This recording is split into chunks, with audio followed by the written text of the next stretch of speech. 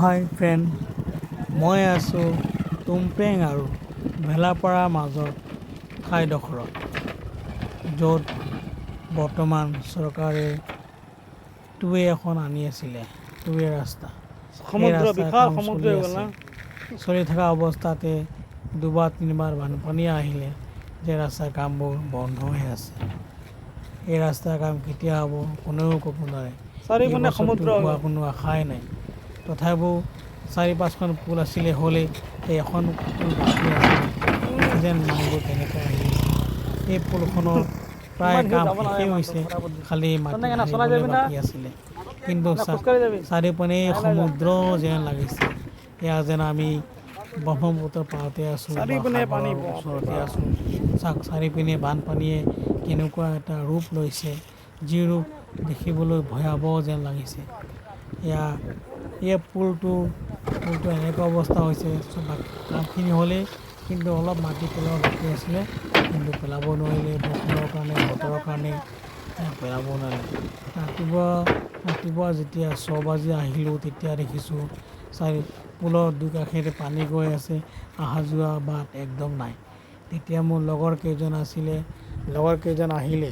অহাৰ পাছতে একেলগে আমি ৭-৮জন মানুহ মিলিজুলি এই পুলটোৰ ওপৰত প্লাইবোৰ্ড আছিলে, প্লাইটোত এই ল'ৰাজনে মনে তাৰ লগত আছিলে, মোৰ লগৰ এয়া অৰূপ মৰাণ তেখেতো আছিলে। ৪-৫জন মানুহ লগ লাগি আমি এই কামটো কৰিলোঁ। কৰাৰ পাছতে ৰাইজে অহা যোৱা অলপ সুবিধা হৈছে, কিন্তু মাত্ৰ বাহনে যাব পৰা হৈছে, যাব পৰা কোনো ব্যৱস্থা হোৱা নাই। সেই সময়ত কোম্পানীৰ মানুহবিলাকো নাই। সিহঁতে যদি আহি অলপ সহায় কৰি লয় মনটো ভাল লাগিল হয়। তেখেতসকলক এই কামত কোনো সহায় সহযোগিতা দিয়া নাই, তাৰ কাৰণে অলপ বেয়া পাইছোঁ। বেয়া পালে কি হ'ব, মাত্ৰ অহা যোৱা বাট আহিবই। সেইকাৰণে আমি মিলিজুলি ৬-৭জন লগৰীয়াই মিলিজুলি পুলৰ ওপৰতে আমি এই প্লাইবোৰ্ডখিনি দিলোঁ। দিয়াৰ পাছতে ৰাইজে অহা যোৱাৰ কাৰণে অলপ সকাহ পাইছে।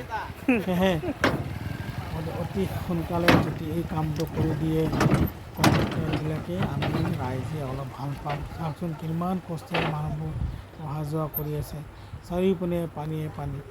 যদি অলপ কিবা এটা কৰি যদি বাইকখন পৰি যায়, কিমান কষ্ট ভুগিব লগা হ'ব পাৰে সেই বাইক আৰোহীজনে। ট্ৰেক্টৰ আহিলে পানীটো দেখিছে কেনেকুৱা। এয়া হ'ল আমাৰ ঘাইপথ, টুমপেং লংকা আমলেন বুঠাইংছুগৰ ঘাইপথ। এই ঘাইপথৰ এয়া অৱস্থা। এই মানুহজনে চাওক কেনেকুৱা, কিমান দুখ সাহসেৰে মানুহজনে পানী দি ট্ৰেক্টৰখন লৈ গৈছে। চাওকচোন এয়া প্ৰকৃতিৰ কি ৰূপ, প্ৰকৃতিয়ে কি কৰিছে।